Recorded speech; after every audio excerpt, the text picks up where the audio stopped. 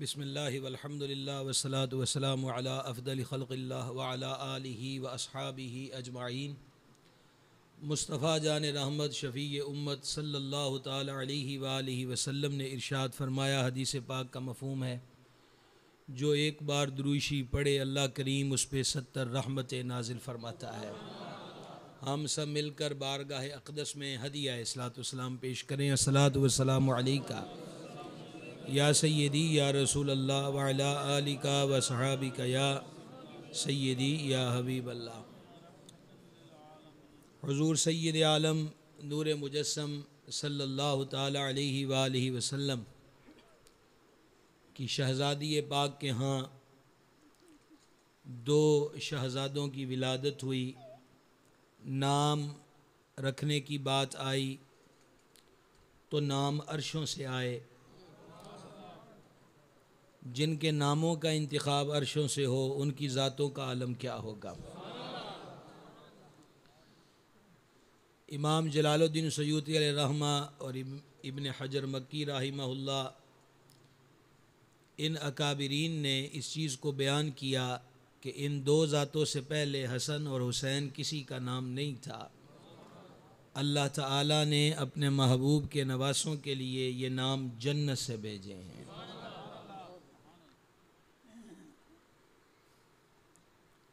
ولادت کے بعد بچہ ہو یا بچی، اس کے کان میں پہلی آواز اذان کی جانی چاہیے۔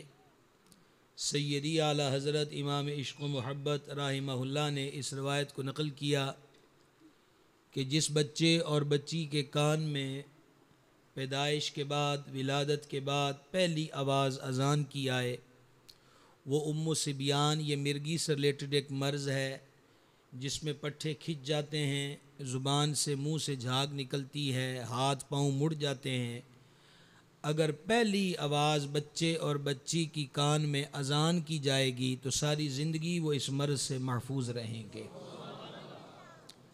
حسنین کریمین طیبین طاہرین رضی اللہ تعالیٰ عنہما کو یہ اعزاز حاصل ہے کہ ان کے کانوں میں اس ذات بابرکات نے اذان پڑھی کہ جن کا نام نہ لو تو اذان ہی مکمل نہیں ہوتی۔ تہنیک، جسے ہم اپنی پنجابی میں گڑتی کہتے ہیں، گڑتی کا اثر بھی بچے کی طبیعت پر ہوتا ہے۔ ان مقدس شہزادوں کو گٹی، تہنیک یعنی گڑتی خود سرکار اقدس صلی اللہ تعالی علیہ وآلہ وسلم نے عطا فرمائی۔ اور گٹی دینے میں ایک تو یہ ہوتا تھا کہ شہد چٹا دیا جائے، یا پھر کھجور کو کچھ نرم کر کے بچے کے تالو میں لگا دیا جائے۔ حسنین کریمین کو گٹی میں جو سب سے پہلے چیز ملی وہ تھی جو صدیق اکبر کی ایڑی پہ لگا تو سانپ کے کانٹے کا اثر دور ہوا، مولا علی کی آنکھ میں لگا تو دکھتی آنکھ ٹھیک ہو گئی، کھاری کنویں میں پڑا تو وہ میٹھا بھی ہو گیا، خوشبودار بھی ہو گیا، شفاؤں کا مرکز بھی بن گیا۔ یعنی لعاب اقدس یہ پہلی غذا، پہلی خوراک ہے جو حسنین کریمین طیبین طاہرین کے مبارک پیٹوں میں پہنچی ہے۔ 7ویں دن عقیقہ کرنا سنت ہے۔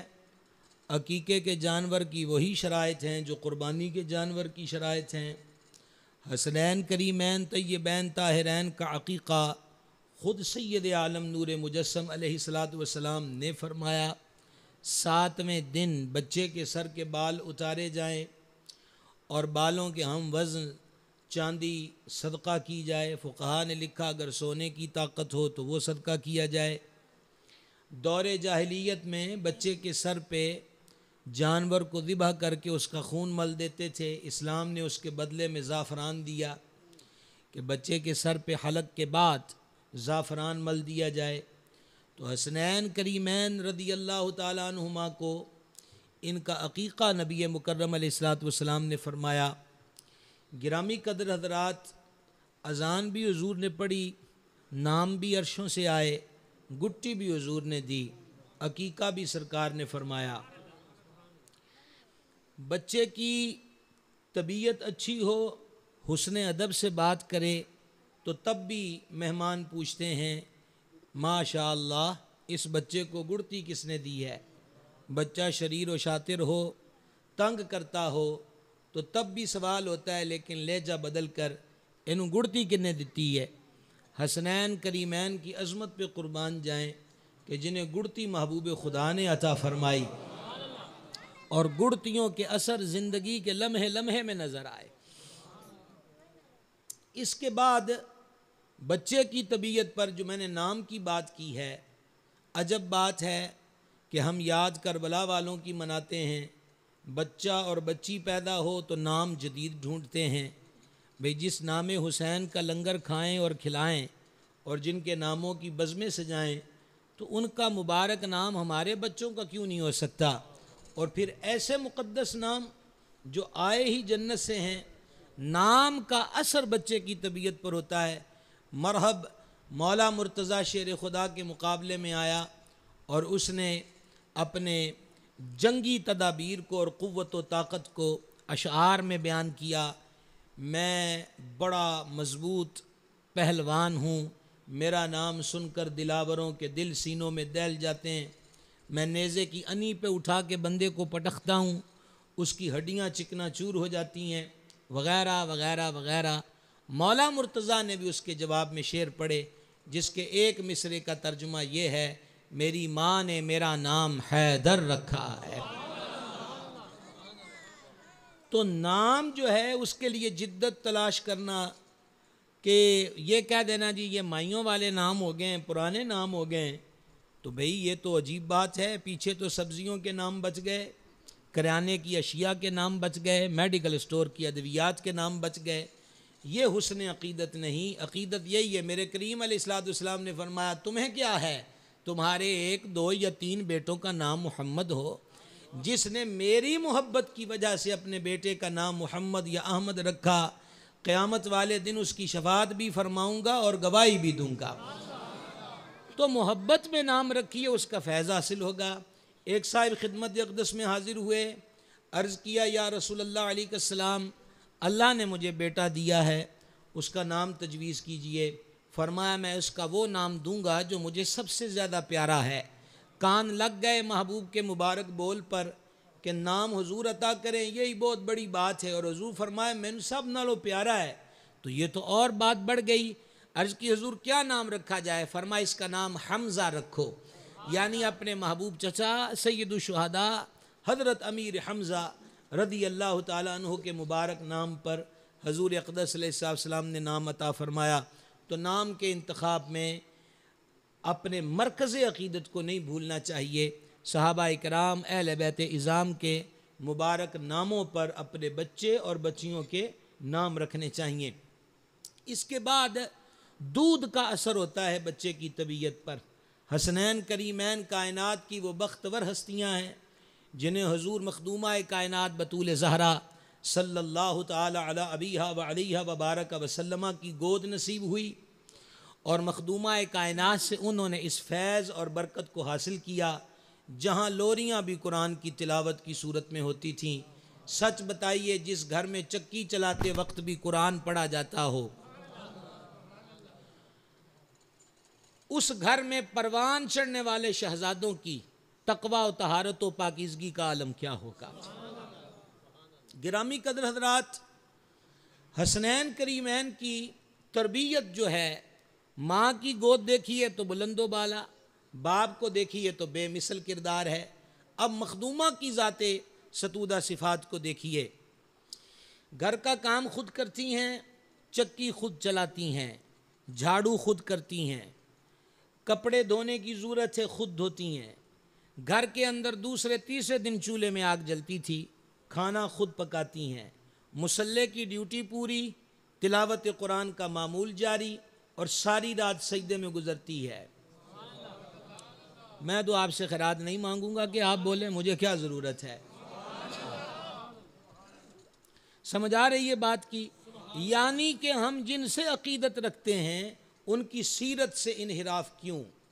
بنیادی اس بات کی ضرورت ہے کہ میدان کربلا کو معمولی مرحلہ نہیں تھا جس کو اس جواں وردی سے امام عالی مرتبت نے طے کیا، یہ ماں کی مقدس گود کی برکت ہے، باپ کی تربیت کا فیضان ہے، نگاہ مصطفیٰ کا اثر ہے کہ وہ اس مرحلے کو پوری جمع مردی سے طے کر گئے۔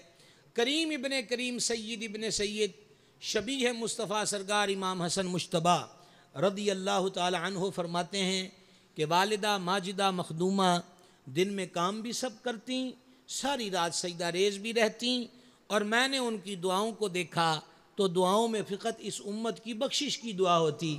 میں نے ایک دن عرض کیا امی جان، ہم نے کبھی آپ کو گھر والوں کے لیے دعا مانگتے نہیں دیکھا۔ مخدومہ کریمہ نے فرمایا بیٹا، پڑوسیوں کی باری پہلے ہوتی ہے، اپنی باری بعد میں آیا کرتی ہے۔ سیدہ کریمہ رضی اللہ تعالی عنہا کی عبادت اور زہد و تقوی کا عالم یہ ہے۔ سیدتنا ام ایمن رضی اللہ تعالی عنہا فرماتی ہیں میں دوپہر کے وقت مخدومہ کے گھر حاضر ہوئی، دستک دی تو دروازہ نہ کھلا۔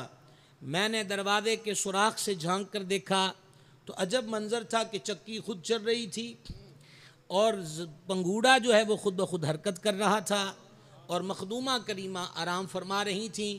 میں جان عالم علیہ السلام کی بارگاہ میں حاضر ہوئی۔ میں نے عرض کی آقا یہ منظر دیکھا ہے؟ سرکار علیہ السلام نے فرمایا ہماری بیٹی پر 2 دن سے فاقہ تھا، آج اس نے پھر روزہ رکھ لیا۔ یہ ماہ رمضان کی بات نہیں ہو رہی، یہ ماہ رمضان کی بات نہیں ہو رہی، 2 دن کا فاقہ تھا، آج اس نے پھر روزہ رکھ لیا۔ نقاہت و ذوف نے اثر جمایا تو اللہ کریم نے ہماری شہزادی پر نیند ڈال دی اور فرشتوں سے کہا جاؤ بطول کے گھر کے کام کرو۔ چکی بھی فرشتے چلا رہے تھے، پنگوڑے کی زنجیر بھی فرشتے ہلا رہے تھے۔ عقل نارسا نے کہا یہ بات سمجھ میں نہیں آتی، تو پھر ہمیں وہ حدیث نظر آئی جس کو ائمہ حدیث نے لکھا کہ جب دین کا طالب علم گھر سے طلب علم دین میں نکلتا ہے، اللہ کے فرشتے اس کے قدموں کے نیچے اپنے پروں کو بچھا دیتے ہیں۔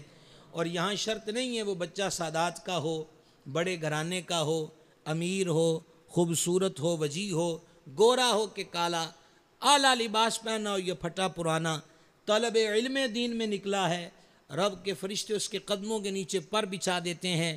جب معمولی سے معمولی فرد کے قدموں کے نیچے فرشتے پر بچھا سکتے ہیں تو مخدومہ کے گھر کی چکی چلانا اچنبھے کی بات نہیں ہے۔ استاد زمن مولانا حسن رضا نے کہا بے اجازت ان کے گھر جبریل بھی آتے نہیں، قدر والے جانتے ہیں قدر و شان اہل بیت۔ آپ دیکھ رہے ہیں کہ 2 دن کا فاقہ اور تیسرے دن پھر روزے کی نیت ہے۔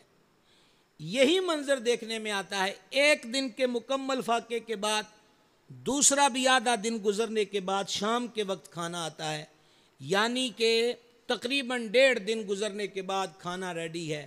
مولا مرتضیٰ نے بھی تناول فرما لیا، سرکار امام حسن و سرکار امام حسین نے بھی تناول فرما لیا، حضرت مخدومہ نے ابھی تناول فرمانا تھا کہ دروازے پہ دستک ہوئی۔ سائل نے کہا میں 3 روز سے بھوکا ہوں، مجھے اللہ کے نام پہ کچھ دیجئے۔ حضرت مخدومہ نے فرمایا بیٹا یہ جو میرا کھانا پڑا ہے اٹھا کے اس کو دے آؤ۔ مولا مرتضیٰ نے کہا کہ آپ نے ابھی کل سے کچھ نہیں کھایا، دوسرا روز ہے تو آپ اپنے لیے تو رکھیں۔ تو سیدہ کائنات کا جواب سنیے، سمجھ آ جائے تو آپ بھی سمجھدار ہیں کہ آپ نے کیا کرنا ہے۔ حضرت مخدومہ کریمہ رضی اللہ تعالیٰ عنہ نے فرمایا مجھے فاقے کو دوسرا دن ہے، اس کو 3 دن ہو گئے ہیں، اس کا حق زیادہ ہے، اسے دے دیا جائے۔ جس گھر میں شام و سحر یہ منظر ہو، سمجھ رہے ہیں آپ بات کو، جس گھر میں شام و سحر یہ منظر شہزادوں نے دیکھا ہو، خود سوچئے کہ ان کی پاک ذاتوں کا عالم کیا ہوگا۔ اور دور کیا جائیے، کریم ابن کریم سید الشہداء امام عرش مقام حضور پر نور سرکار سیدنا امام حسین علی جدہ الکریم وعلیہ الصلاۃ والتسلیم کی ذات بابرکات کو دیکھیے۔ آپ کی ازواج پاک میں سے ایک زوجہ پاک نے آپ کو پیغام بھیجا کہ میں نے بڑا اعلیٰ درجے کا کھانا تیار کیا ہے، خوشبو بھی آپ کے لیے رکھی ہے، آپ اپنے خاص گنے چنے دوستوں کے ہمراہ آئیے تاکہ ان کو بھی کھانا دیا جائے۔ امام مظلوم پیغام سن کر روانہ ہوئے اور سیدھے مسجد نبوی شریف میں گئے. ارد گرد میں جتنے غریب فقراء تھے، مساکین تھے، سب کو اکٹھا کیا. اپنی زوجہ پاک کے گھر رونق افروز ہوئے. گوانڈنوں نے آ کے کہا آپ کی زوجہ پاک کو کہ آج تے تہاڈا گھر مسکینہ نال ہی بھر گیا ہے. آپ نے ان کو الگ بٹھایا اور خود اندر تشریف لے گئے. دیکھیں تربیت کا اثر. امام عالی مرتبت نے اپنی زوجہ پاک سے فرمایا میں تمہیں اس حق کی قسم دیتا ہوں جو میرا تجھ پر ہے، ایک چیز بھی چھپا کے نہ رکھنا. جو خاص کھانا ہمارے لیے بنا ہے وہ بھی دیا جائے، خوشبو بھی لائی جائے. چنانچہ وہی اعلیٰ کھانا ان مساکین کو کھلایا گیا. کھلانے کے بعد امام نے پھٹے پرانے کپڑوں والوں کو نئے جوڑے پہنائے اور اپنے ہاتھوں سے وجود پر خوشبو لگائی. یہ ہے بطول زہرا کے گھر کی تعلیم اور تربیت کا اثر. سمجھ رہے ہیں بات کو؟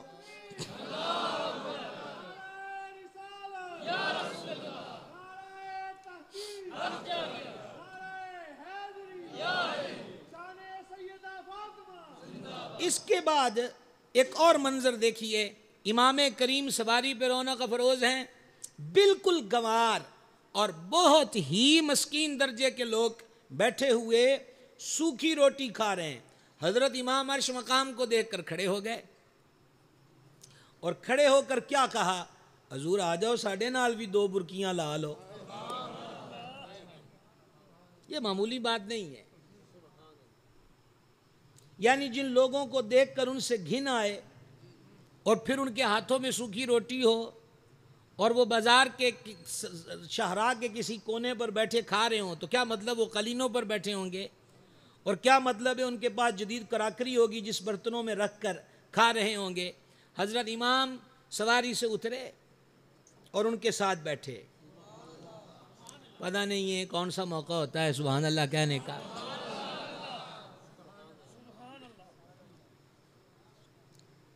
یہی کرامت ہے، یہی کرامات ہے جن کو ہم نے فراموش کیا ہوا ہے.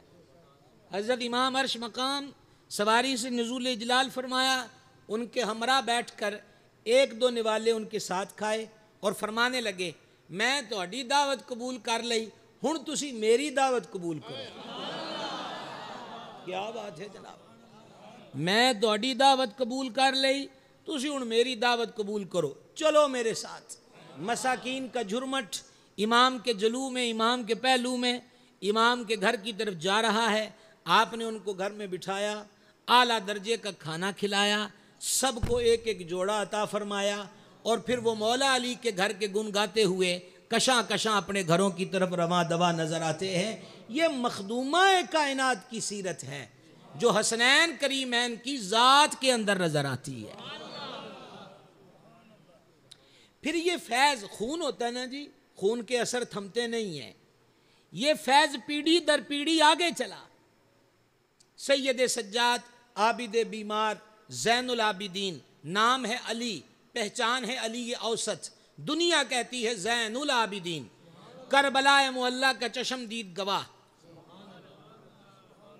ابن کثیر نے البدایہ میں لکھا اور ابن عساکر نے اس کو لکھا کہ سید سجاد میرے امام مظلوم کربلا کے شہزادے، وہ کیا کرتے تھے؟ وہ رات کے وقت راشن کی بوریاں بنوا کر خدام سے فرماتے میرے کندھوں پر لاد دو. وہ بوری کندھے پہ لدوا کر رسی سے بندھواتے اور مدینہ منورہ کے ابن کثیر نے 100 گھر لکھے، لیکن یہ 100 لکھنے کا مطلب یہ نہیں کہ 100 سے زیادہ نہیں، راوی کو جتنا معلوم ہے اس نے اتنے بیان کر دیے. 100 گھروں کے اندر امام زین العابدین راشن پہنچاتے. اور کیسے پہنچاتے؟ وہاں پر تو کوئی کیمرہ مین ساتھ نہیں ہوتا تھا، گواہوں کی بھیڑ نہیں ہوتی تھی کہ صبح منقبتیں پڑھنے والے آئیں کہ سخی ہے اور راشن تقسیم کرتا ہے، ہرگز نہیں. رات کے پچھلے پہر. اور امام فرمایا کرتے تھے کہ اے جڑی رات ویلے دی لوک لوک کے سخاوت ہے نا، اے رب نو بڑی پسند ہے.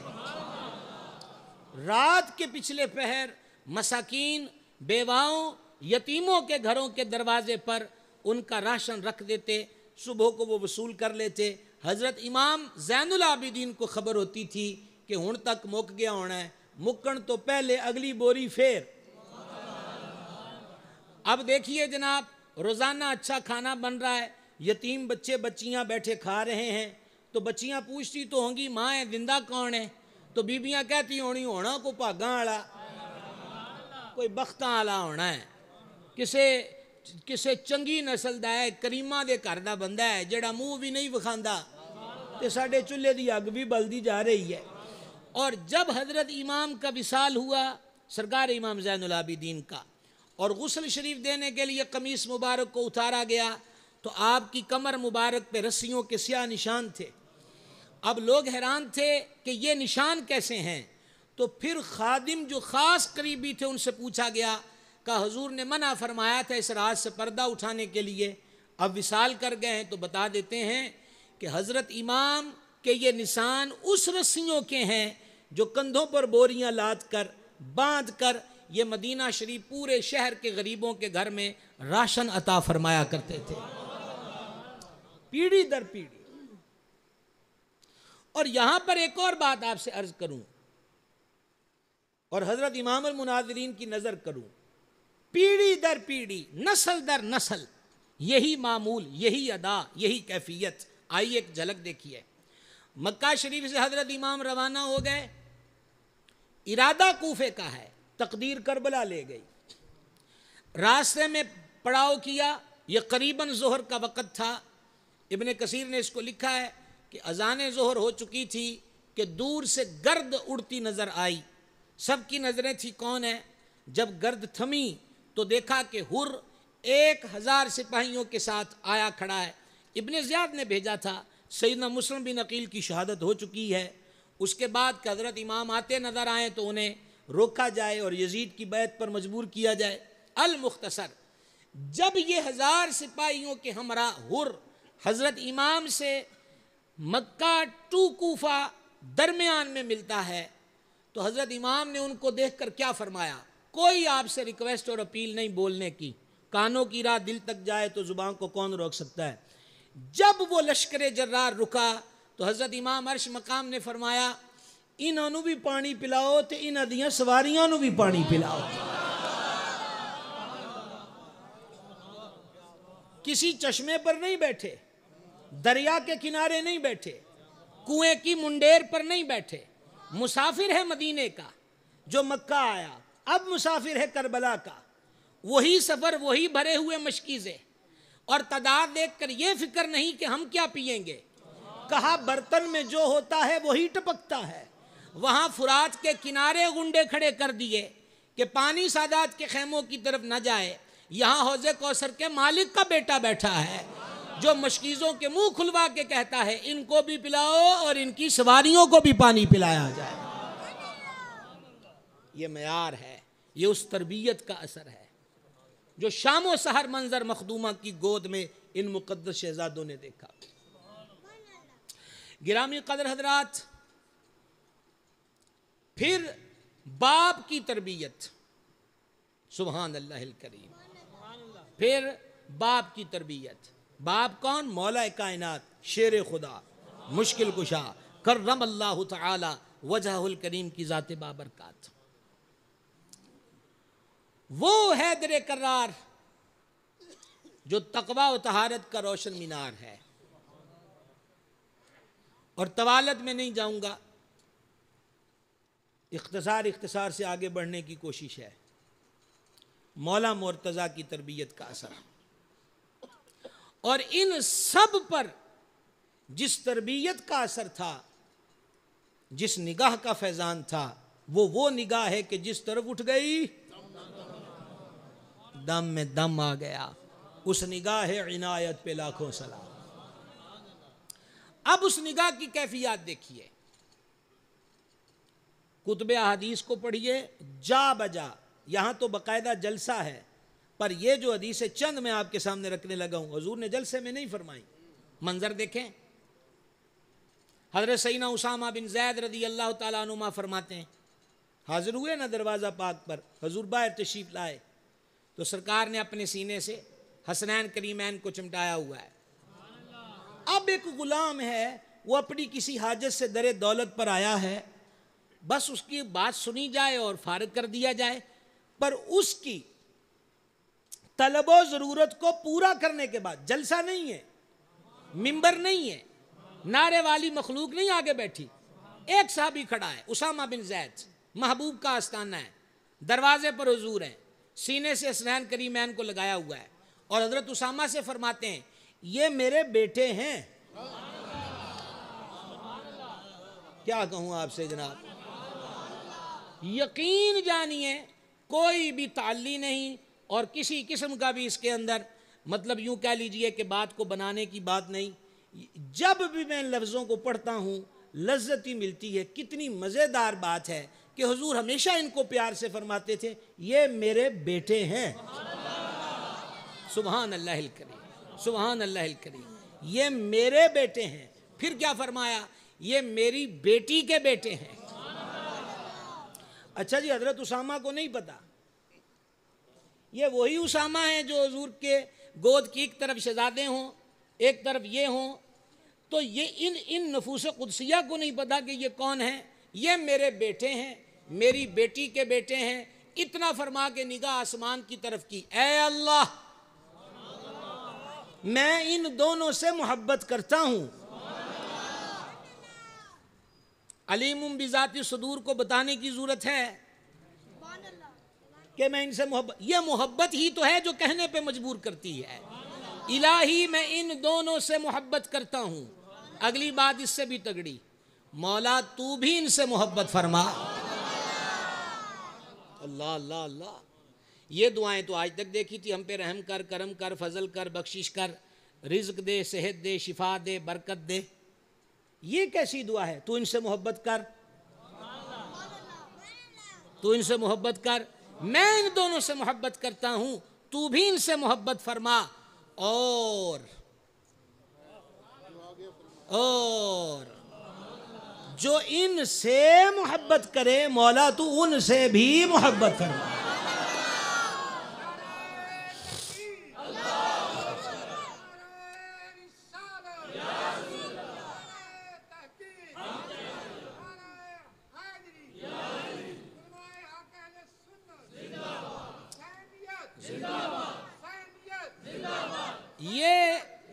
یہ جلسہ نہیں تھا، دروازے پر ہیں۔ اب ایک اور منظر دیکھیں، یہ مدینہ پاک کی گلی ہے۔ حضرت ابو ہریرہ رضی اللہ تعالیٰ عنہ، حضرت براء رضی اللہ تعالیٰ عنہ، انہوں نے اس روایت کو بیان کیا ہے، غور سے سنیے گا۔ یہ بیان کرتے ہیں کہ میں نے ایک دن دیکھا کہ سرکار امام حسن مجتبیٰ کو حضور نے گود میں لیا ہے، اور حسن پاک لاڈ پیار سے اپنی انگلیاں حضور کی ریش اطہر میں ڈالے ہوئے ہیں، اور اگلے لفظ جو ہیں میں تو الفاظ ہی پہنچا سکتا ہوں، جذبات و احساس کی دنیا میں جانا آپ کا کام ہے۔ حسن پاک حضور کی ریش پاک میں انگلیاں ڈالے ہوئے ہیں، اور حضور بار بار اپنی زبان اطہر امام حسن کے منہ میں ڈالتے ہیں۔ یہاں میں رک گیا۔ حضرت مخدومی و سید امام المناظرین اور حضرت قبلہ شاکر صاحب کی نظر یہ بات، حضرت سیدی فقیہ عصر رحمہ اللہ نے، مجھے یاد پڑتا ہے پرانا مطالعہ ہے البرہان میں، اور حوالہ ہے امام سیوطی کی قصائص کبریٰ کا، کہ نبی مکرم علیہ السلام کے دربار کرم میں صحابہ اکرام علیہم رضوان اپنے بچوں کو لایا کرتے، گٹی دلوانے بھی۔ پنجابی کہتے ہیں بچہ ٹھلا مٹھا ہو گیا تو حضور آتے نگاہ فرماؤ، محبوب محبوب ہے۔ کبھی یوں بھی ہوتا، سرد موسم ہوتا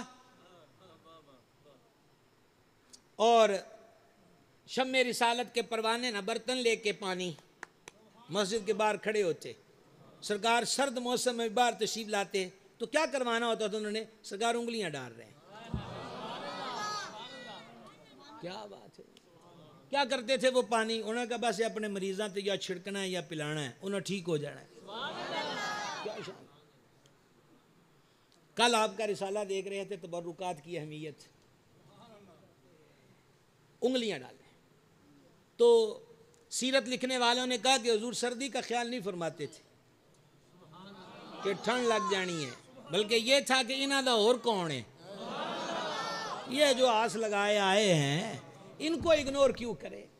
اچھا اب ایک یہاں پر ایک یہ کیفیت ہوتی تھی کہ بچے آئے ہیں تو سرکار علیہ السلام انگشت اقدس دہن شریف میں لے کے اور جب اس پہ لعاب مبارک آ جاتا تو بچے کے منہ میں ڈال دیتے، بچہ چوس لیتا، انہوں نے کہا موجہ موجہ جاؤ ساتھ بھی خیرہ۔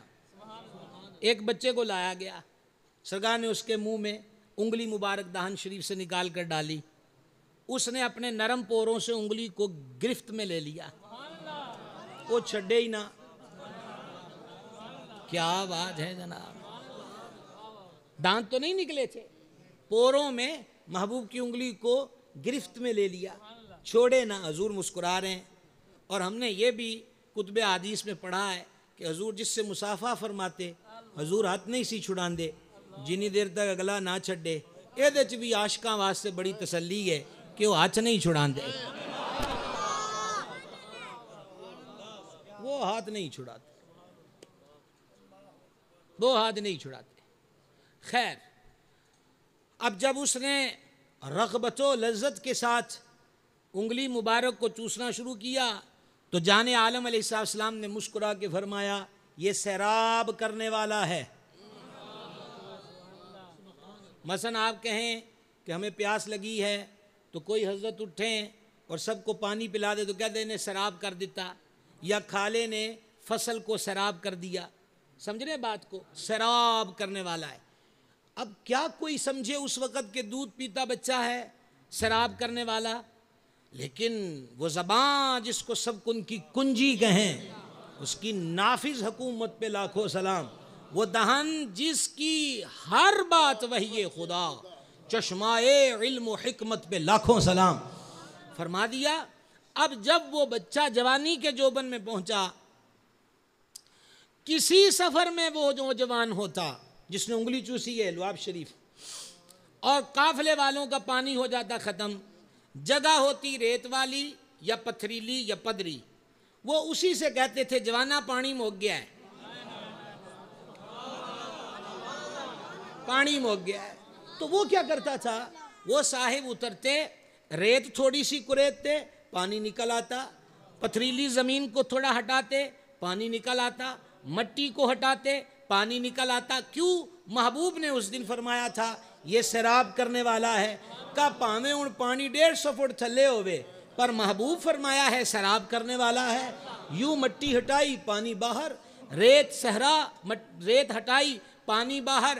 پوچھنا چاہتا ہوں جس نے انگلی پہ لگے لعاب کو چوسا، اس میں تو یہ کرامت کہ وہ ریت ہٹائے اور پانی نکل آئے، جنہوں نے ڈائریکٹ زبان مصطفیٰ کو چوسا ہے ان میں یہ کمال نہیں ہوگا۔ اصل میں کربلا امتحان گاہ تھی، اور جب امتحان گاہ میں بیٹھیے تو وہاں سفارشیں نہیں کروائی جاتی، کارکردگی شو کی جاتی ہے۔ کچھ نہیں کہہ سکتا میں آپ سے، وہاں پر کارکردگی شو کی جاتی ہے کہ نانا کریم کی تربیت کے جوہر دکھاؤ، مولا علی کی پرورش کے جوہر دکھاؤ، بطول زہرا نے جو لوریاں دی ہیں دکھاؤ کہ اس کا نتیجہ کیا ہے، کیا دکھائیں گے؟ امتحان گاہ سے بھاگا نہیں جاتا، بول لیں گے، بلکہ یہاں پر تو وہ نازک مقام آتا ہے کہ خلیل الرحمن گوپن میں بیٹھے ہوں اور آتش نمرود میں ڈالے جانے کا وقت ہو تو جبریل حاضر درگاہ ہوں، میرے لیک کو خدمت جی، فما کوئی نہیں، کمال ہو گیا۔ آگ کے شعلے آسمان سے بات کر رہے ہیں، ایک جست کی بات، ایک جمپ لگے گا کہ خلیل الرحمن علیہ الصلوۃ والتسلیم آتش نمرود میں چلے جائیں گے، اور یہاں سدرہ نشین کھڑا ہے، میرے لائق کو خدمت، فما کوئی کم نہیں۔ انہیں کہا جی اگے پانی والا بھی آیا ہے، ہوا والا بھی آیا، تساں کیا کوئی کم نہیں، ساڑھے نال بھی کم نہیں، تو انہوں ہے کہ دے نال؟ حضرت خلیل کا جواب سنی علیہ السلام، فرما اللہ سے۔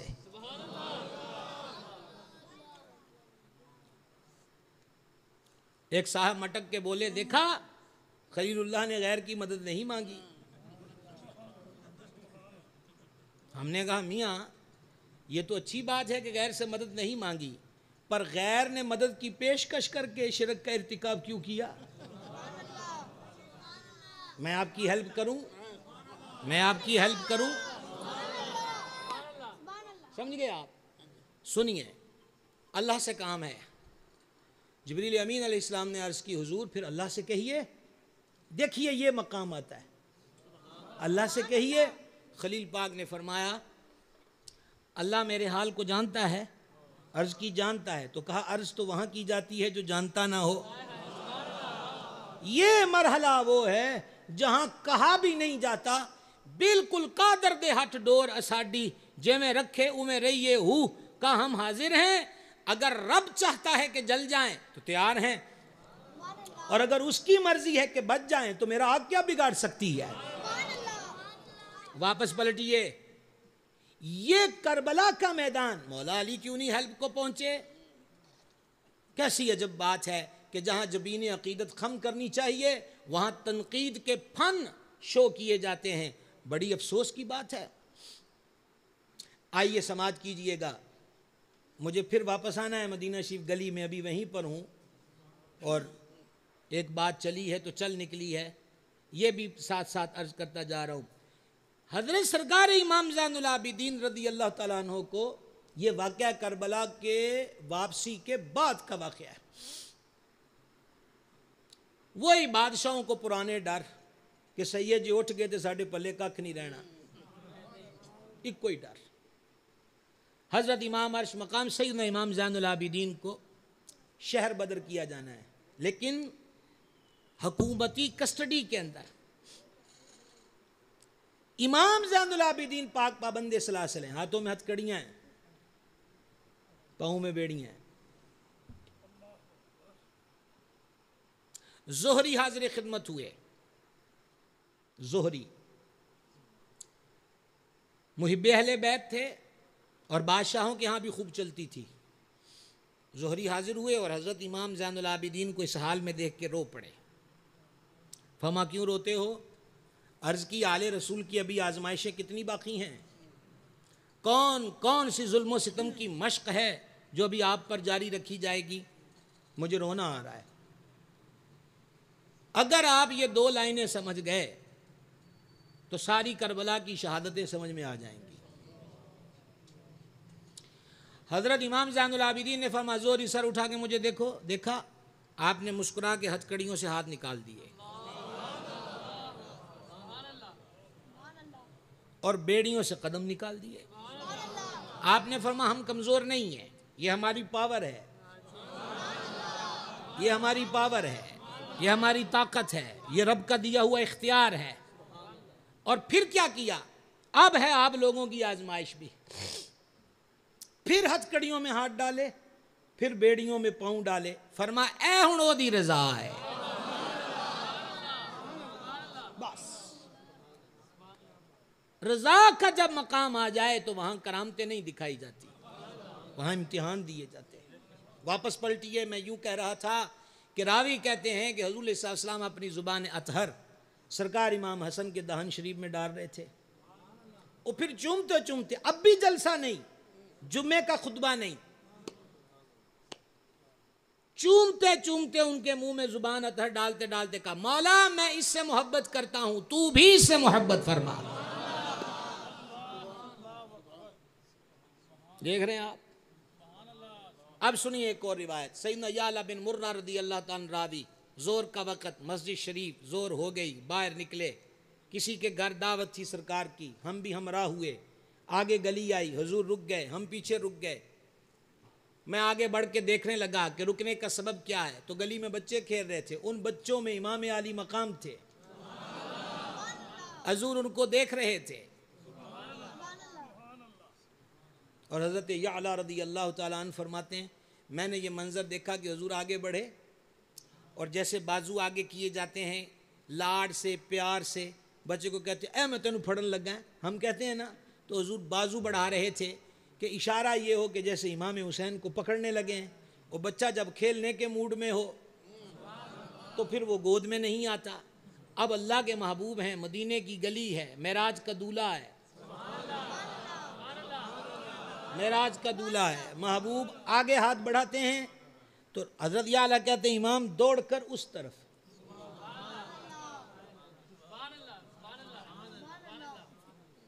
امام دوڑ کر اس طرف۔ سرکار کسی سے نہیں فرماتے یا اللہ سے ہی کہا ان پھڑ کے لیا، نہیں، حضور ادھر ادھر جاتے ہیں، حضور ہاتھ بڑھاتے ہیں، امام دوڑ کر ادھر۔ خدا جانے یہ کتنی بار ہوا، پر آنے جانے والا کون ہے یاد ہے؟ حضرت امام حضور علیہ السلام کی دسترس سے باہر تو نہیں تھے، جو مسجد نبوی میں کھڑے ہو کر ہاتھ آگے کریں وہ بھی پیچھے کر لیں، اور صحابہ عرض کریں حضور ماجرا کیا تھا؟ فرما اگے جنت سی انگوراں دے گچھے لٹک رہے سن، میں ارادہ کیتا توڑ لی ایک توڑ لے آواں،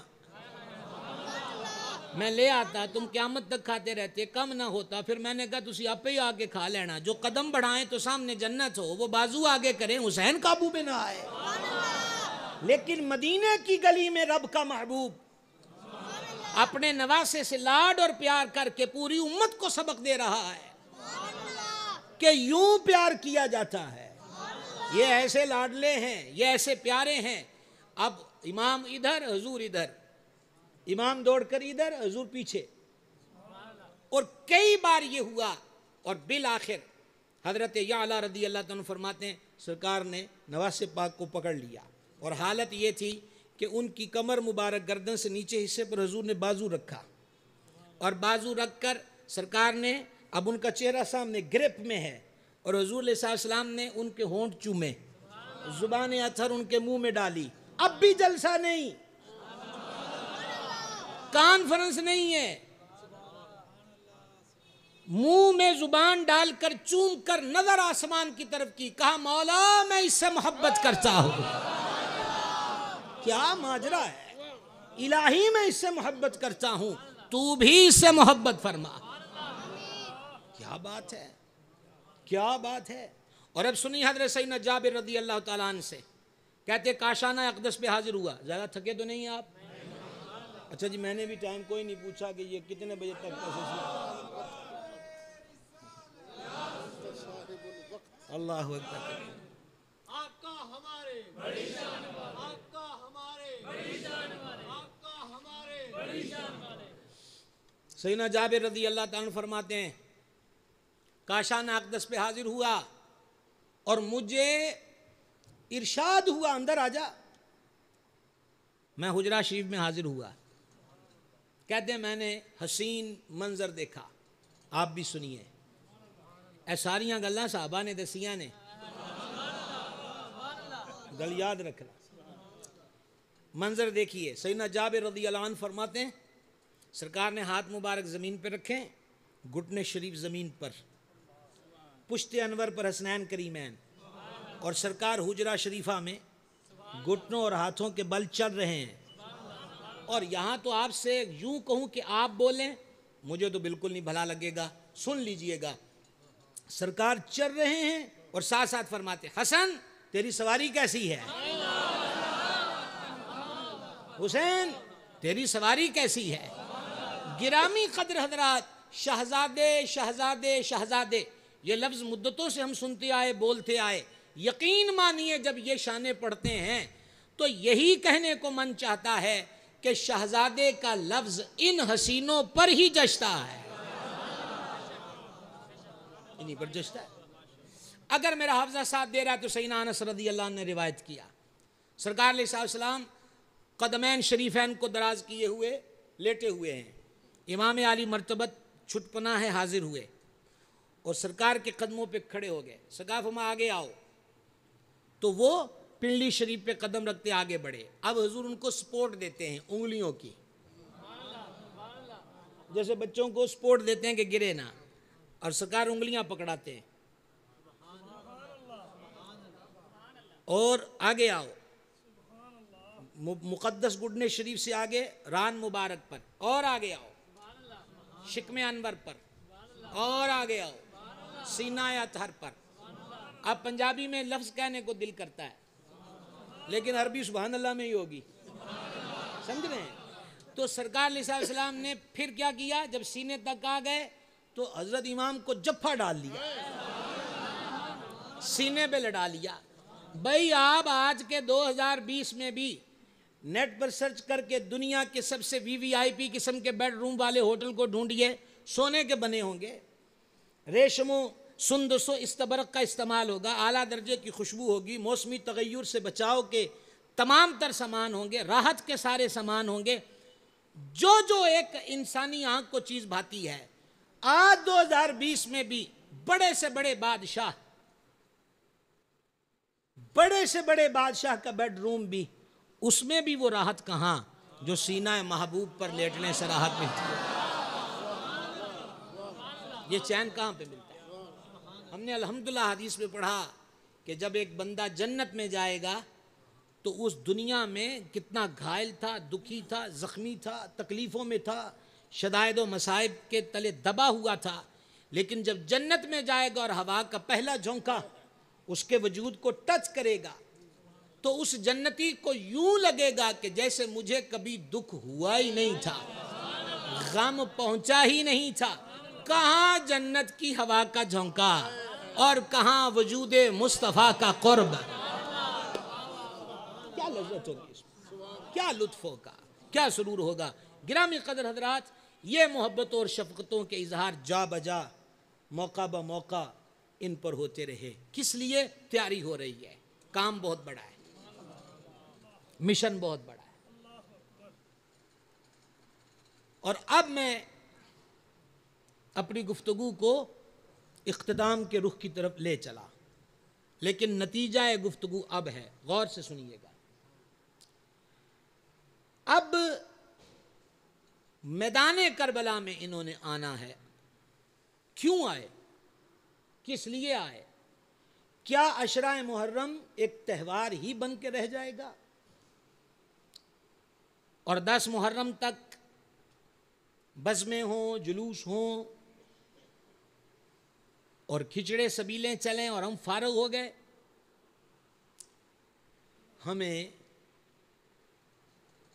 ہم انسان ہیں اور مسلمان ہیں، الحمدللہ، مشین نہیں ہے کہ بس یوں چلنا ہے اور ختم۔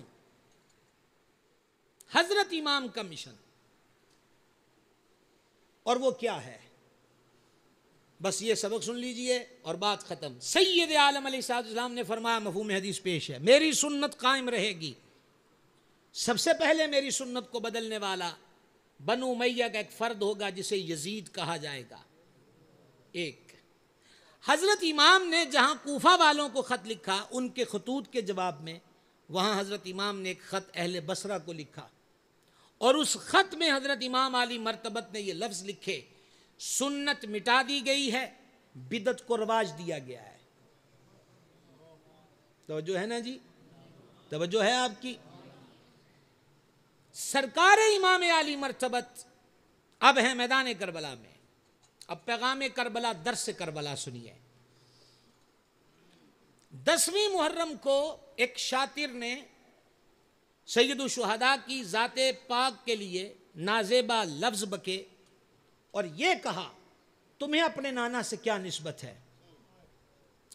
یہ دلخراش بات تھی، جگر میں تیر بن کے لگی۔ حضرت امام کے رفقا میں سے ایک صاحب عرض کرنے لگے، بڑے دھیان سے سنیے گا، حضور تیر کمان میں لگ چکا ہے، نشانے پر ہے یہ دشمن جو بک رہا ہے، اور میرا نشانہ خطا نہیں جاتا، اجازت بخشیے، ابھی تیر چلاؤں گا، اس کا منہ اڑ جائے گا۔ حضرت امام نے فرمایا، کمان روک، تجھے نہیں پتا، توجہ رہے جی، تجھے نہیں پتا کہ ہمارے نانا کریم علیہ السلام نے کبھی جنگ میں پہل نہیں کی؟ میں نہیں آپ سے بولنے کی اپیل کر سکتا، ضرورت کوئی نہیں، آپ کافی سارا ثواب اکٹھا کر چکے ہیں، تھوڑا سا ہمیں دے دیجئے، کیا خیال ہے؟ تجھے نہیں پتا، غور کیجئے گا، تجھے نہیں پتا کہ ہمارے نانا علیہ السلام کی سنت یہ ہے، حضور نے کبھی جنگ میں پہل نہیں کی، تو ہم یہاں سنت بچانے آئے ہیں، مٹانے نہیں آئے۔ اور ابن جریر ہو، ابن کثیر ہو، سب نے لکھا، 10ویں محرم کو کمان میں تیر چڑھا کر سب سے پہلے عمر ابن سعد نے خیمہ آل اطہار کی طرف کمان کا رخ کر کے کہا، جو جانتا ہے جانتا ہے، جو نہیں جانتا وہ جان لے کہ میں عمر ابن سعد ہوں اور میں تیر چلا کر جنگ کی ابتدا کر رہا ہوں۔ اس مقام پر کہ کوفی بے وفائی کی بھی حدوں کو کراس کر چکے، پر حسین ابن علی کی پیش نظر اپنے نانا کی سنت اور شریعت ہے، کہا کچھ بھی ہو جائے اپنے نانا کے راستے سے ہٹا نہیں جائے گا۔ اس سے پہلے کوفہ میں ایک عجب کام ہوا۔ کہاں پر؟ حضرت مسلم بن عقیل کہاں شہید ہوئے؟ کوفہ۔ 18 سے 40 ہزار کا قول مورخین نے لکھا جنہوں نے بیعت کی۔ مغرب کی گھڑی وہ آئی کہ مسجد میں 30 بندے رہ گئے، اور جب مسجد سے باہر نکلے تو وہ وقت بھی آیا کہ 30 میں سے ایک نہ رہا۔ ٹھیک ہو گیا۔ حضرت مسلم بن عقیل ٹھہرے ہانی بن عروہ کے گھر۔ ہانی بن عروہ ہوئے بیمار۔ عبید اللہ بن زیاد کرنے آیا تیمارداری، اس نے میسج بھیجا، میں آ رہا ہوں شام کو تیرا پتہ لینے، دھیان رکھیے گا دھیان۔ ہانی بن عروہ نے سرکار مسلم بن عقیل سے کہا، ابن زیاد آ رہا ہے میری تیمارداری کرنے، موقع سنہری ہے، اڑا دیجئے اس کی گردن، فتنہ مٹ جائے گا۔ میں جب دیکھوں کہ اب ابن زیاد پر حملہ آسان ہے تو میں کہوں گا مجھے پانی پلاؤ، آپ آ جائیے گا۔ ابن زیاد آیا، بیٹھ گیا، خیر خیریت پوچھی۔ ہانی بن عروہ کہتے پانی لاؤ، حضرت مسلم نہیں آئے۔ تھوڑی دیر کے بعد پانی لاؤ، نہیں آئے۔ تیسری بار کہا، پھر ایک شعر پڑھا، میری جان جاتی ہے جائے پانی تو پلاؤ، مسلم بن عقیل نہیں آئے۔ ابن زیاد چلا گیا۔ غور سے سنیے گا اگلی 2 لائنیں، آپ اس کو قضا کر گئے تو پھر اس کی ادا خدا جانے کب ہو۔ حضرت مسلم بن عقیل ابن زیاد کے جانے کے بعد آئے، کہا حضور افسوس آپ نے ایک موقع ضائع کر دیا، کیوں نہیں آئے اس ظالم و کافر کی گردن اڑانے؟ سیدنا مسلم بن عقیل نے فرمایا، میں نے ارادہ تو کیا پر مجھے مصطفیٰ جان رحمت کی حدیث یاد آ گئی۔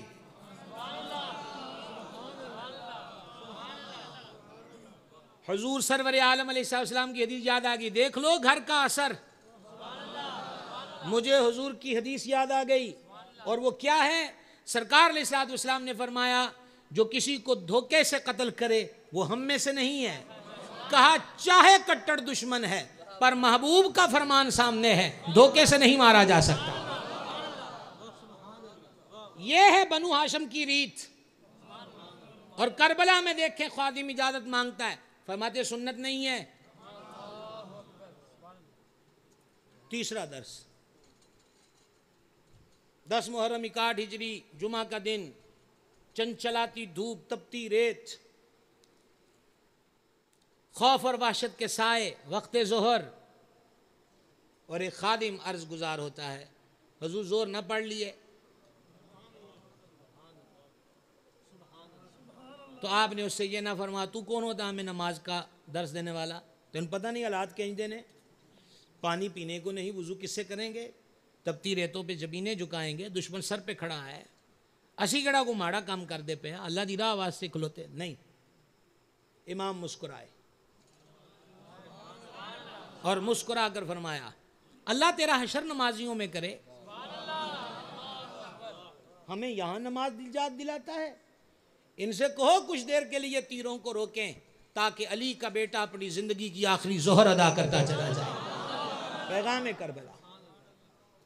چوتھا پیغام، اور شاید 6 کے عدد تک جاؤں گا خواجہ غریب نواز کی چھٹی کی نسبت سے۔ چوتھا پیغام، 9 محرم کو ابن سعد فورس لے کر خیمہ اہل اطہار کے سامنے تھا۔ امام نے اپنی وفادار بھائی حضرت عباس سے فرمایا، پتہ کرو بھائی کیا بات ہے۔ ابن سعد نے کہا جی تیاری کریں، یا بیعت یا لڑائی، ہمیں سخت آرڈر آ گئے ہیں گورنر ہاؤس سے۔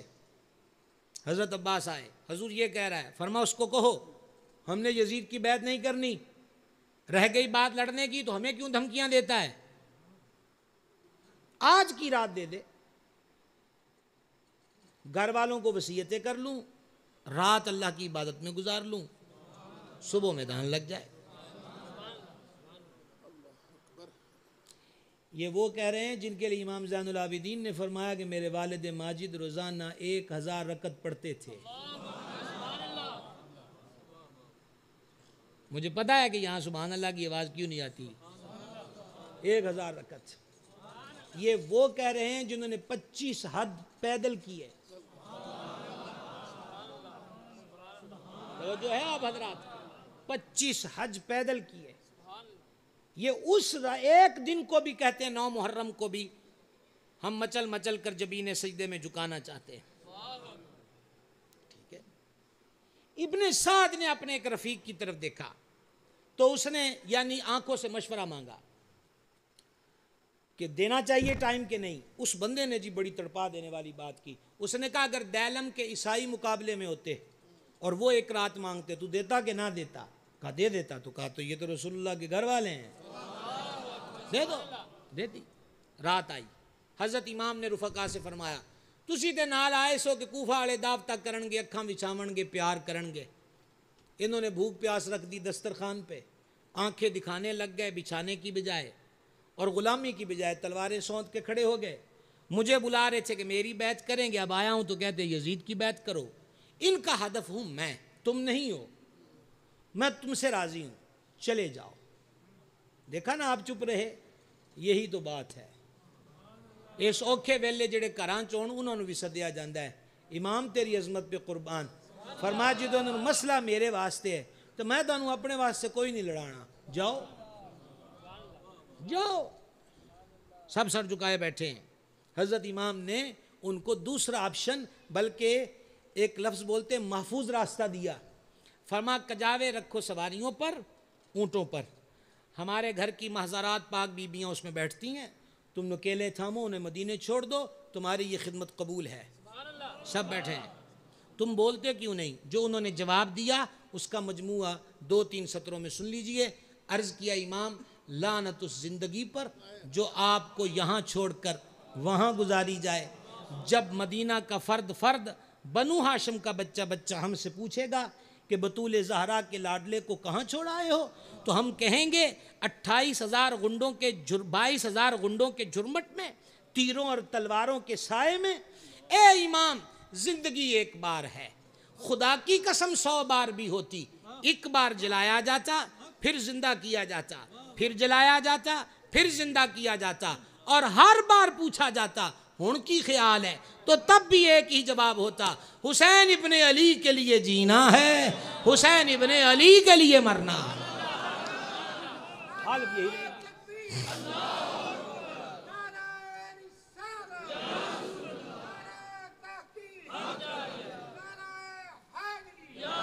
احباب زندہ باد، احباب گرامی قدر، غور کیجئے گا، ذرا غور کیجئے گا۔ حضرت امام نے جب عقیدت مندوں کی اس محبت کو دیکھا، فرمایا اللہ تمہیں بہتر جزا دے، جاؤ اپنے اپنے خیموں میں اللہ کو خوب یاد کرو۔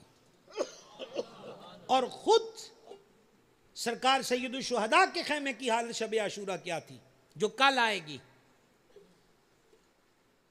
کربلا کا سناٹا، تاریکی، اور اس تاریکی اور سناٹے میں آل رسول کے خیموں سے ساری رات اللہ کے ذکر اور قرآن کی تلاوت کی آواز آتی رہی۔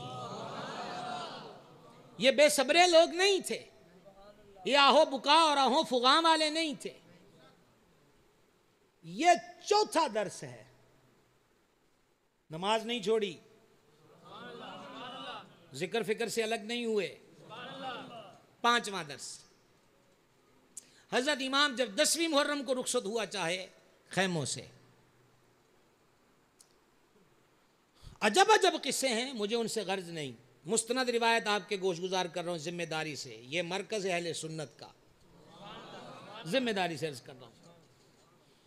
حضرت امام نے اپنی ہمشیرہ معظمہ سیدہ طیبہ طاہرہ سرکار سیدتنا زینب رضی اللہ تعالی عنہا سے فرمایا، بہن نانا کریم کا وصال ہوا، ہم نے صبر کیا، والدہ ماجدہ داغ جدائی دے گئی، ہم نے صبر کیا، ہمارے والد شیر خدا شہید ہوئے، ہم نے صبر کیا، ہمارے بھائی حسن مجتبیٰ کو زہر دیا گیا، ان کی انتڑیاں کٹ کے تھال میں آ گئیں، ہم نے صبر کیا، صبح سے میں کتنے لاشیں اٹھا کے لایا ہوں، ہم نے صبر کیا، بہن اب میری باری ہے، اور تو دیکھ رہی ہے جو سوار ہو کے جاتا ہے وہ شہید ہو کے پلٹتا ہے، وقت شہادت آن پہنچا ہے، تو میری بہن ہے، میری چند نصیحتیں یاد رکھ۔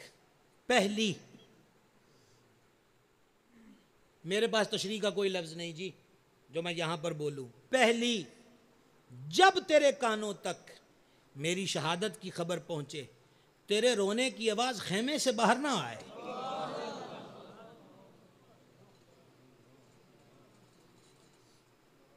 قربان فدا نثار ہو جائیں، خیمے سے نکلتے وقت بھی سید کو نانا کی شریعت کا پاس ہے، جس کے تحفظ کے لیے، جس کی بقا کے لیے وہ مدینہ سے چلے ہیں، یہ مدینے کا مسافر ہے جو کربلا میں پہنچا ہے، تیرے رونے کی آواز باہر نہ آئے۔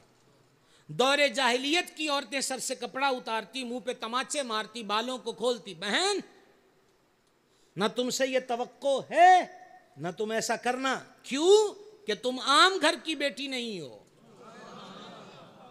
تم عام گھر کی بیٹی نہیں ہو، تم رسول اللہ علیہ السلام کے گھرانے کی بیٹی ہو، تمہارا عمل میرے نانا کی امت کی آنے والی عورتوں کے لیے مشعل راہ ہوگا، لہٰذا اپنے بھائی کی ان باتوں کو یاد رکھنا۔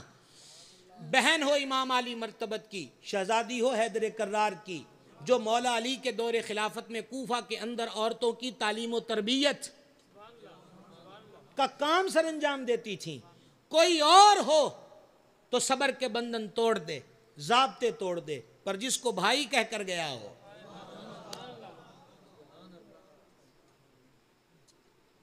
نہیں ہو سکتا۔ یہاں بھی شریعت کا احساس ہے، یہاں بھی شریعت کا پاس ہے۔ ایک قدم آگے بڑھیں، شاید ہم چھٹے مرحلے پہ آ گئے، درس کربلا، 10 کا دن وہیں گزرا، رات بھی وہیں ہوئی، 11ویں شب میدان کربلا میں۔ بڑی عجیب بات ہے، یہاں پر بھی کہنے کو لفظ کوئی نہیں کہ جو اس منظر کو منظر کشی کے طور پہ بیان کر سکے۔ ہستا بستا گھر، آج اس کی حالت یہ ہے۔ اعلیٰ حضرت رحمت اللہ علیہ کے قلم سے یہ لفظ ہیں کہ امام کو شہید کرنے کے بعد، سر انور کاٹنے کے بعد، یزیدی فورس نے اپنے گھوڑے امام کے وجود پہ دوڑائے۔ اس قدر ظلم روا رکھا گیا، اس قدر ظلم۔ جنات اشعار پڑھتے تھے رات کو، ہائے آج اس پیشانی پہ تیر لگا ہے جسے رسول اللہ بوسے دیا کرتے تھے۔ اور پھر اگلے دن سر انور کو نیزے کی انی پر، نیزہ قد آدم کے برابر ہوتا ہے، پھر اس کی انی، اس کا پھل، پھر اس حلق کو کاٹا جس کو حضور چوما کرتے تھے۔ مدینے کی کھجوروں سے پیار کرنے والوں، یہ کوئی درد کا مقام کم ہے؟ اس خشک حلق کو کاٹ کر نیزے کی انی میں پرو کر پورے مغرورانہ انداز پر بلند کر کے لے جایا جا رہا ہے۔ وہ یہ سر کاٹ کر اونچے کیوں کیے ہوئے تھے؟ اس لیے کہ لوگوں پر دہشت بیٹھے، انڈر پریشر ہوں کہ یزید سامراج کے خلاف جو کھڑا ہوگا اس کا انجام یہ ہوگا۔ پر اہل محبت، اہل نظر نے یہاں سے بھی عشق کی ادا اور محبت کی آنکھ سے دیکھ کر کہا، دیکھ رہے ہو امام کچھ کہہ رہے ہیں؟ کہا کیا کہہ رہے ہیں؟ کہا امام کہہ رہے ہیں لوگوں میں جیت گیا، لوگوں میں جیت گیا۔ آپ سے بولنے کی اپیل نہیں ہے میرے بھائیوں، صرف یاد کیجئے، لوگوں میں جیت گیا۔ فرات کی لہریں ہار گئیں، ہماری پیاس جیت گئی۔ بادشاہ کی بادشاہت اور اس کا لشکر و فورس ہار گئے، مدینے کے پردیسی جیت گئے۔ ظلم اور وحشت ہار گئے، صبر جیت گیا۔ باطل کو شکست ہوئی، حق جیت گیا۔ تو صاحب نظر ہی اسرار و رموز کی بولی میں پوچھتے ہیں، سید سر کٹ گیا، نیزے پہ چڑھا ہے، آپ کیسے جیت گئے؟ تو کہا سر یہ میسج دے رہا ہے کہ غور سے دیکھو، जिन्होंने सर काटे हैं उनके सर अब भी नीचे हैं, और जिसका सर कटा है उसका सर आज भी ऊंचा है। और इसी बात को उस्ताद ज़मन बरादर आला हजरत मौलाना हसन रज़ा ने कहा, सर शहीदान मोहब्बत के हैं नेज़ों पर बुलंद, सर शहीदान मोहब्बत के हैं नेज़ों पर बुलंद, और ऊंची की खुदा ने इज़्ज़ो शाने अहले बैत। और तफसील में जाने का वक्त नहीं, सिर्फ आपका पुराना सबक आपको याद कराना चाहता हूँ। सब इस बात को अज़बर किए हुए हैं कि इमाम ने नेज़े पे कुरान पढ़ा, बस सबक ख़त्म हुआ। अब आइए, कितनी मुहर्रमें आईं और गुज़र गईं, हम जहाँ थे वहीं खड़े हैं। क्यों? इमाम की अक़ीदत वालों में कोई कमी थी?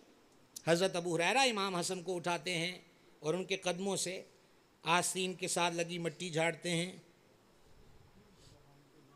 हज़रत अबू हुरैरा इमाम हसन कदम खींचते हैं, चचा ये आप क्या कर रहे हैं? कहा शहज़ादे आप मुझे ना रोको, रोकोगे मैं फिर भी यूं करूंगा। क्यों? आपकी जो शान मैं जानता हूं ये मदीने वाले जान जाएं, तो कोई आपको कदम रख के चलने ना दे, सारे कंधों पे उठाए फिरें। अकीदतमंदों की कमी थी। रसूलुल्लाह की मस्जिद, महबूब खुदा का मिंबर, और मिंबर पर सिद्दीक़ अकबर, अतीक अतहर, आशिक अकबर, और उस मिंबर के सामने मौला मुर्तज़ा, गोद में हसन मुश्तबा, और वो उठ के कहें उठिए ये मेरे नाना का मिंबर है, अफ़ज़लुल खल्क़ बादुर रुsul है, जन्नत के 8 दरवाजे सिद्दीक़ को पुकारेंगे, ईमान का पलड़ा वज़न इन्हीं का भारी है। मैं क्या कह सकता हूँ? मैं ये कहूँ कि सिद्दीक़ पाक की बात हुई, आप सुभान अल्लाह कहें, कमाल हो गया है। सिद्दीक़ अकबर, सिद्दीक़ अकबर, प्यारे तुगार में भी मेरा रफ़ीक है, मज़ार में भी मेरा रफ़ीक है, हौज़ में भी मेरा रफ़ीक होगा। सिद्दीक़ अकबर ऐसी अजीम व जलील ज़ात के हुज़ूर उनको पीछा ना करने दें।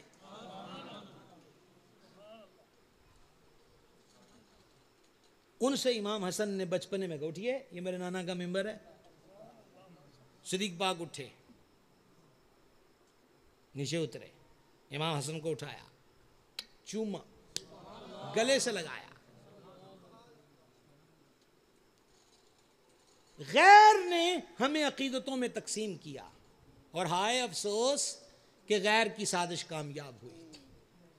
सहाबा अहले बैत फिरकों के लिए तो नहीं थे, इज्तिमाइयत के लिए थे। सहाबा अहले बैत का उन्वान इसलिए तो नहीं था कि एक दूसरे पे गोलियां चलाई जाएं, एक दूसरे को गालियां दी जाएं, एक दूसरे के गले काटे जाएं, मिंबरों पे बैठ के मुगल्लज़ात को बका जाए। ये तो प्यार का नगर था, इश्क का अस्तहान था, मोहब्बत की दुनिया थी, अकीदत का जहान था कि इनसे प्यार किया जाए। अफसोस कि दुश्मन चाल चला, यहूदियों की साजिश कामयाब हुई, तफरीक दर तफरीक हुई, एक एक कम्मी को तकड़ियां पकड़ा दी, जिनका अपना कद नहीं कि बड़े कद वालों के कद तोलो, तकड़ियां लेकर बैठ गए। ये गैर की साजिश थी। खुदा रसूल का वास्ता है, इस साजिश को कामयाब ना होने दीजिए। ये अफसाने, ये कहानियां, ये किस्से, ये इख्तिलाफात दिल रब ने बनाया है। ये साउंड वाले भाई बैठे हैं, अब मैं इनसे ये कहूं, इन्होंने यूं माइक लगा दिया और मैं दूसरी तरफ कर दूं, तो ये कहें कि मैं कहूं जी आवाज़ क्यों नहीं आती जी, तो वो कहें जी माइक का मुंह आपने उस तरफ किया है, तो मैं कहूं मेरी मर्जी। उन्होंने कहा जी साउंड वाले हम हैं, हमें पता है आवाज़ किधर से आएगी। 1500 साल बाद की अंधी आंख को वो नहीं पता जो दिल बनाने वाले रब को पता है। दिल बनाने वाले ने कहा रुहमाउ बैनहुम, आपस में बड़े मेहरबान हैं, आपस में बड़े मेहरबान हैं। क्या कहा जाए आपसे, क्या कहा जाए आपसे, इतनी कमजोर आवाज में बोलोगे। अखबार का लिखारी लिखे कि आपस में दुश्मन थे जूते की नोक पर, क्योंकि दिल बनाने वाला कहता है आपस में बड़े मेहरबान हैं। किसी टीवी प्रोग्राम के गोल मेज पर कोई गोल बात करने वाला बक बक करे कि दुश्मन थे हम तमाचा मारेंगे, नहीं मानते, का क्या इनकार की दलील है, का रब का फरमान है। अलीमुम बिज़ाति सुदूर ने कहा आपस में बड़े मेहरबान हैं। آپ سمجھ نہیں رہے میں آپ کو کیا سمجھا رہا ہوں؟ دلوں میں محفوظ کیجئے۔ کالی کتاب میں لکھا ہے، نیلی کتاب میں لکھا ہے، اس کی 15ویں جلد میں لکھا ہے، اس کی 41ویں جلد میں لکھا ہے، یہ ساری جلدیں پکڑ کر آگ میں جھونک دیں گے، نہیں مانیں گے، مانیں گے صرف رب کی بات مانیں گے، اور وہ کیا ہے؟ آپس میں بڑے مہربان ہیں۔ ہم نے تاریخ سے قرآن نہیں لیا، کیا کہیں آپ سے، ہسٹری سے قرآن نہیں لیا۔ شرم نہیں آتی، شرم نہیں آتی کسی ڈوم مراسی کی بات کو قرآن پہ ترجیح دو؟ کیسے ہو سکتا ہے؟ دل بنانے والے نے کہا آپس میں بڑے مہربان ہیں۔ پھر ہم نے جھانک کر دیکھا تو ہمیں نظر آیا کہ کربلا کے شہیدوں میں اون بھی ہے، محمد بھی ہے، قاسم بھی ہے، علی اکبر بھی ہے، علی اصغر بھی ہے، عباس علمدار بھی ہے، اور پھر جھٹ دیکھا زہیر ابن قین بھی ہے، مسلم ابن اوسجہ بھی ہے، حبیب ابن مظاہر بھی ہے، پھر چمکتی فہرست ایک اور صفحہ کھلا، ابو بکر بھی ہے، عمر بھی ہے، عثمان بھی ہے۔ ہم نے کہا یہ کون ہے؟ کہا علی کے بیٹے ہیں۔ کہا مولا تیری ذات پہ قربان، تو نے سچ کہا، آپس میں بڑے مہربان ہیں۔ جاگ رہے ہیں، جاگ رہے ہیں، باقاعد حیات ہیں، آپس میں بڑے مہربان ہیں۔ اس نازک مرحلے پر کہ جب کرونا وائرس نے اس ملک کی اقتصادی حالت کی کمر توڑ دی، اور پھر بارشوں نے کتنے صوبوں کو خصوصاً کراچی کو تہو بالا کر کے رکھ دیا، دشمن سر پہ کھڑا ہے، ایسے ماحول کے اندر سمجھیے آگ کون لگاتا ہے۔ لیکن یاد رکھنا اہل سنت، ہمارا کلچر گالی اور گولی نہیں ہے۔ میرے مرشد کریم، میرے مربی و مولا حضور سیدی و سندی بدر طریقت پیر محمد عبدالرشید قادری رضوی رحمۃ اللہ علیہ سے ہم نے ایک سبق سیکھا۔ وہ فرماتے تھے بندہ خدا، بات گولی اور گالی سے نہیں ہوتی، بات دلیل سے ہوتی ہے۔ جس مرکز اہل سنت میں بیٹھے ہیں یہاں بھی کبھی گالی نہیں آئی، گولی تو دور کی بات ہے، یہاں کی دلیل ہی اتنا بڑا بم ہوتی ہے کہ بڑی بڑی گولیاں اس سے چھڑ جاتی ہیں۔ المختصر، خبردار، قرآن پہ یقین رکھو، مولانا ہو، ملا ہو، مجتہد ہو، نقیب ہو، خطیب ہو، ادیب ہو، نعت خواں ہو، اینکر ہو، صحافی ہو، سب کی باتوں کو لپیٹیے، آگ میں جھونکیے اور سر جھکا کے رب کے حضور کہیے صدق اللہ العظیم، کیا آپس میں بڑے مہربان ہیں۔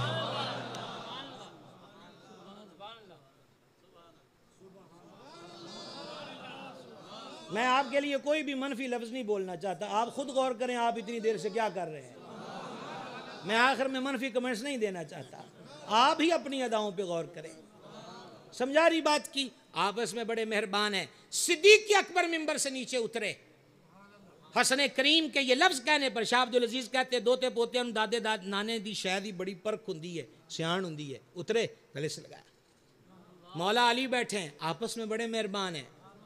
مولا علی بیٹھے ہیں، امیر المومنین، ایسا نہ سمجھیے گا کہ میں نے سکھایا حسن کو یوں بولنے کو۔ قربان جاؤں صدیق اکبر کی ذات پر، اللہ نے نور اللہ شوستری سے بھی لکھوا دیا اس حدیث کو۔ فرما ابو بکر نے جو اونچا مقام پایا ہے وہ کسی ظاہری عمل کی وجہ سے نہیں، ایک بید، ایک راز ہے ابو بکر کے دل میں، جس راز نے ابو بکر کو اتنی بلندیوں پر پہنچا دیا ہے، اس راز کا اظہار ہو رہا ہے۔ کہا ابو الحسن آپ تکلف کیوں کرتے ہیں؟ شہزادے نے غلط نہیں کہا، اللہ کی قسم سچ کہا، یہ ممبر بھی ان کے نانا کا ہے، یہ ابو بکر بھی ان کے نانا کا ہے۔ آپس میں بڑے مہربان ہیں۔ سرکار فاروق اعظم مراد رسول کریم گنجے شکر کا بابا،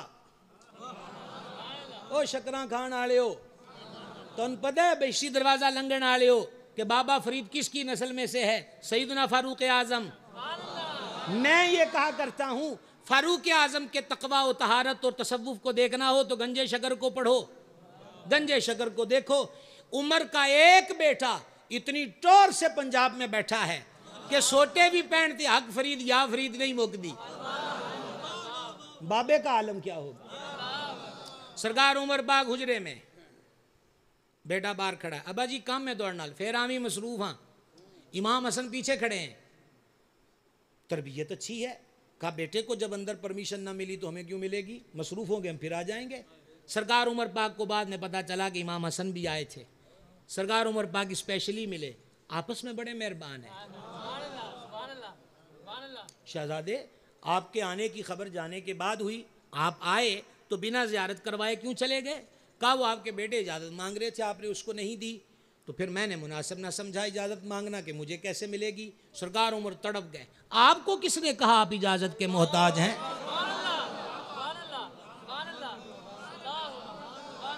کیا کہیں جناب، تونوں کیسا کیا ہے تسا اجازت دے محتاج ہو؟ یہ ہمارے سر پہ بال کس نے اگائے؟ اس کا سوکھا سا مطلب یہ ہے عمر کو جو شان ملی ہے وہ آپ کے نانا کے گھر سے ملی ہوئی ہے، لہٰذا وہ اور ہیں جنہیں پرمیشن چاہیے، آپ جب چاہیں آیا کیجئے، سارا آپ کا ہی ہے۔ کیوں؟ آپس میں بڑے مہربان۔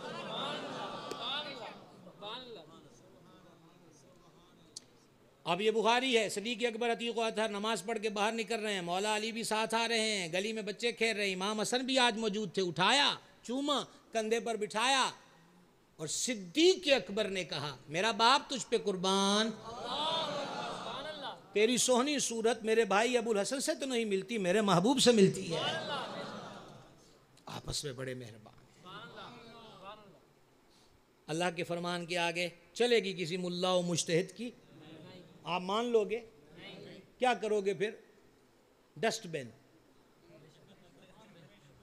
بن رکھیے، وہاں ڈالتے جائیے۔ اور قرآن صدق اللہ العظیم، اونچی بول لیں گے تھوڑا سا، صدق اللہ العظیم، یہ قرآن سے کبھی دور نہیں گئے، تبھی تو نیزوں پر بھی پڑھا ہے، قرآن سے کبھی دور نہیں گئے۔ قصہ مختصر، محرم آیا، کتنی بار آیا، گزر گیا، ہم وہیں کے وہیں کیوں ہیں؟ ہماری زندگیوں میں چینج کیوں نہ آیا؟ حلوہ، بریانی، لنگر، نیاس، سبیلیں ہمارا حسن عقیدت ہے، سیدوں کو ضرورت نہیں، ہاں برکتیں اس کی ہیں، ہمارے بزرگوں نے فرمایا اور ہم نے الحمدللہ پائیں اور پا رہے ہیں۔ سیدوں کو کیا ضرورت ہے اس مشن کی جس کے لیے وہ گئے؟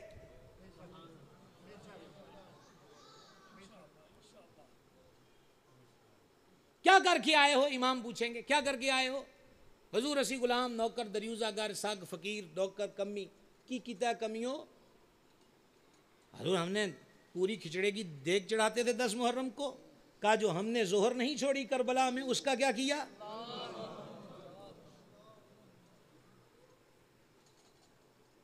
سمجھنے؟ حضور ہم جلسے میں گئے، بڑے نعرے لائے حسینیت زندہ باد، حسینیت، تو نہ کہتا حسینیت زندہ باد، ہم زندہ نہیں تھے، زندہ ہیں۔ وہ جو ہم نے نیزے پہ قرآن پڑھا، تیرا تو حلق دھڑ سے جڑا تھا، صرف قسمیں اٹھاتا رہا ہے، پڑھا نہیں۔ اور جس قرآن کا ہمارے ہاں یہ مقام ہے کہ ہم نیزوں پہ بھی پڑھ گئے، اپنے بچے کو اس کی تعلیم کیوں نہیں دی؟ لولا لنگڑا اپاہج معذور نبینا، اس کو مدرسے پھینکا، خوبصورت حسین جمیل جیوٹ اور ذہین و فتین کو کہا بولا یہ اس کو ہم انگلش میڈیم میں ڈالیں گے، یہ ہم سے پیار کیا اور یہ فرق کیا قرآن کے ساتھ، اب آ گئے ہو منہ اٹھا کر کہ ہم آپ کے محب ہیں، کیا جواب دیں گے؟ نیا کلچر، نئی تہذیب، فیشن کی دنیا، 21ویں صدی، روشن ماحول، سب کے ساتھ چلنا پڑتا ہے، ہاں میں ہاں ملانی پڑتی ہے، ہن بالکل بھی علیحدہ نہیں ہو ہندہ، دنیا چ رہ ہندہ ہے۔ اس لیے کیا ہوا؟ بیوی بھی بے پردہ نکلے، بہنیں بھی بے پردہ نکلیں، پھر بیٹیاں بھی بے پردہ نکلیں، اور باپ مسکرا کے ٹال دے۔ سید پوچھے گا میں نے تو اپنی بہن سے خیمے سے جاتے وقت کہا تھا تیرے رونے کی آواز نہ آئے، سر سے دوپٹہ نہ اترے، اور میں سخت ماحول میں بھی پردے کی تلقین کر گیا، تو آزادی کے ماحول میں بھی نہ روک سکا؟ کیا جواب ہے؟ سنت بچانے گئے، 10 محرم کو خادم کو تیر چلانے کی اجازت نہ بخشی کہ نانا کی سنت سے انحراف نہ ہو۔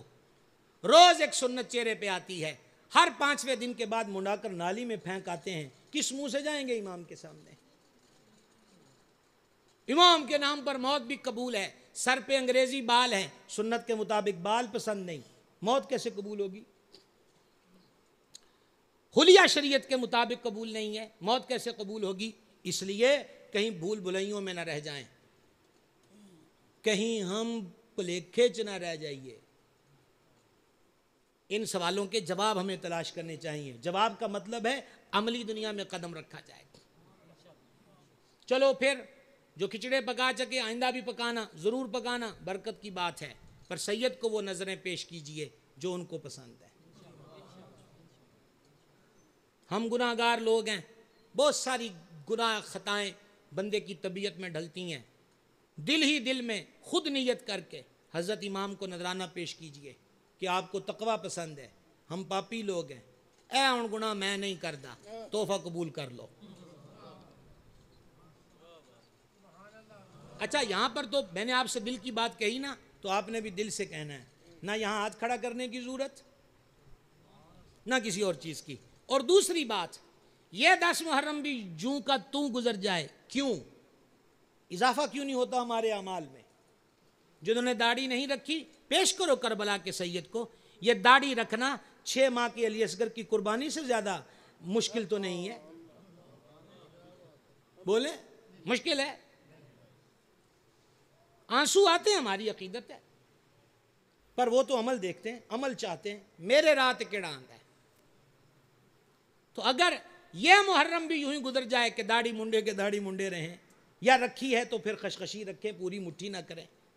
بے نمازی ہیں تو نماز شروع نہ کریں. 2 سال ہو گئے قرآن پڑھے کو اب ہاتھ نہ لگائیں.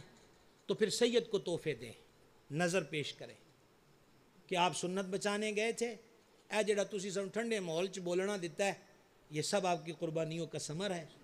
اس لیے آج کے بعد سنت پہ عمل کریں گے، نماز پڑھیں گے، تلاوت قرآن کریں گے.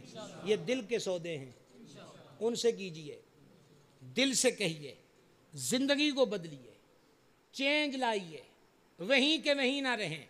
کیوں کہ رفتار بڑی تیز ہے زندگی کی، اور یوں لگ رہا ہے کہ جیسے کل کی بات تھی 10 محرم پھر آ گیا.